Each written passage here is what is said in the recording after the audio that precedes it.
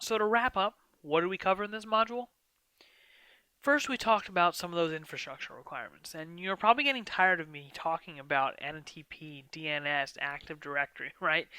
You just have to call out all the different places that you need that for, and you really see how important those are to have.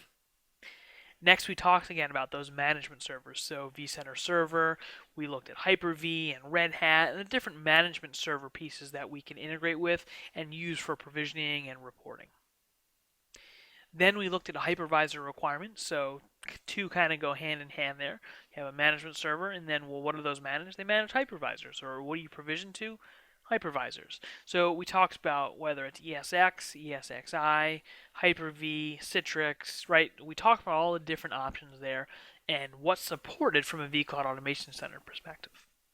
We also looked at physical management interfaces, the one that sometimes people forget or kind of turn their head away from, oh, I don't want to talk about physical, right?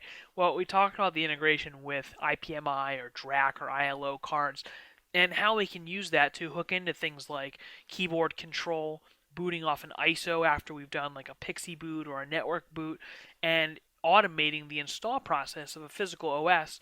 And specifically, remember we talked about the use case of the hypervisors. So that's really one of the best use cases I think that I've seen is, you say, well, when are you going to need a physical server? Well, hypervisor is a physical server, right? I mean, at the end of the day, it still comes down to having some physical iron in your data center. So let's manage the process of scaling out our clusters when we have to install new ESXi hosts. Great use case for it. Next, we talked about integration with VCO or vCenter Orchestrator. We looked at the versions we support, that two-way street, the communication there, whether it's VCAC pushing a task to VCO or VCO reporting a status or some data back up to VCAC, right? We looked at the different versions supported and how that communication works. And next we talked about ITBM. Remember, this is the important one on the cloud costing part and also doing showback and chargeback. So I think the way that we explored the costing in ITBM, hopefully you get a better idea of the usefulness of costing, not just from, charging back to a business, but really understanding capacity planning and utilization, putting a predictable cost model in place for, workloads and resources that are being consumed. It's a really powerful integration, especially if you get into the advanced piece that'll do those cloud cost comparisons. It's really great data you can leverage. And then lastly, we talked about VCNS and NSX integration.